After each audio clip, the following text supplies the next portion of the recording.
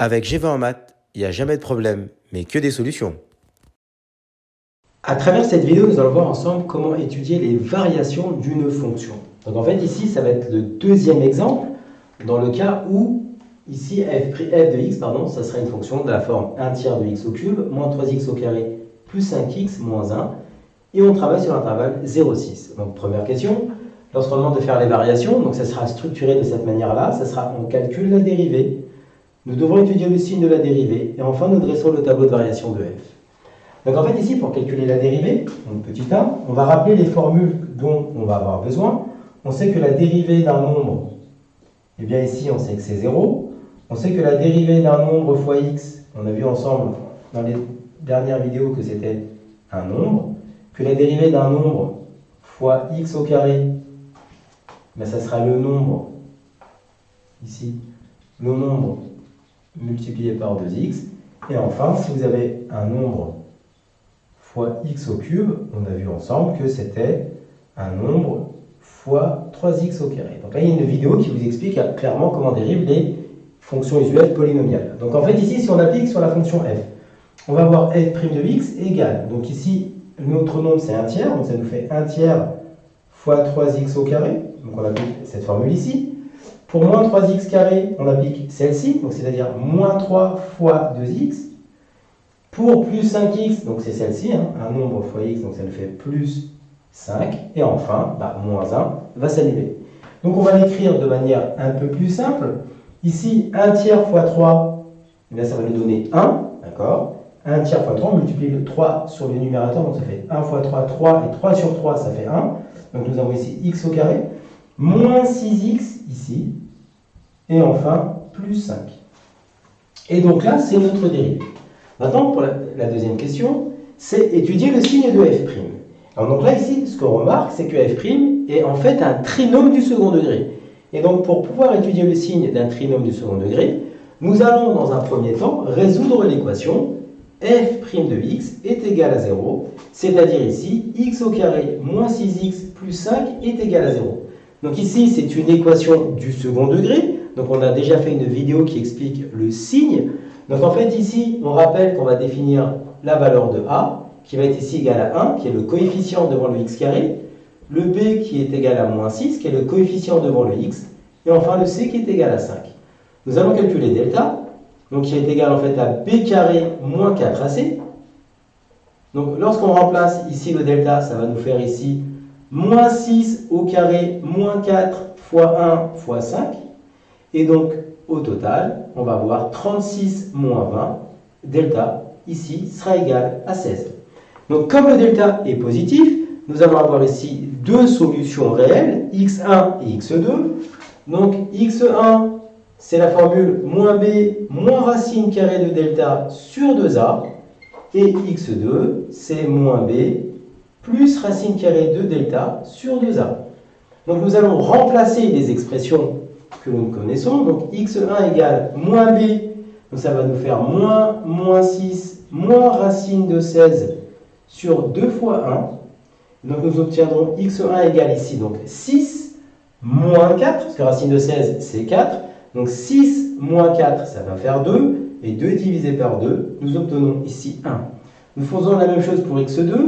x2, ça nous fait moins 6 plus racine de 16 sur 2 fois 1. Donc x2 est égal, ici, on va directement le résultat, on va le faire ensemble de tête.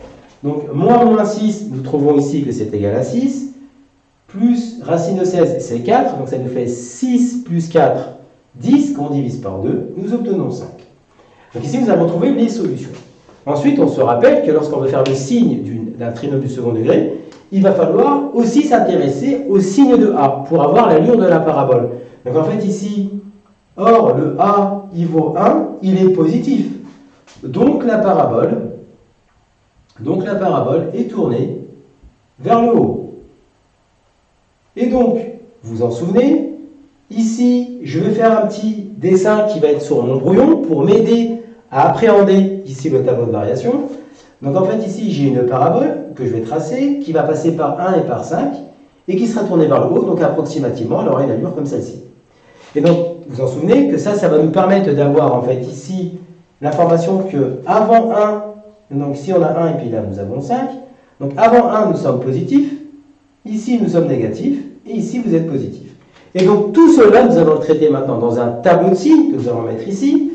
Donc ça va nous permettre d'avoir le signe ici de f', donc x.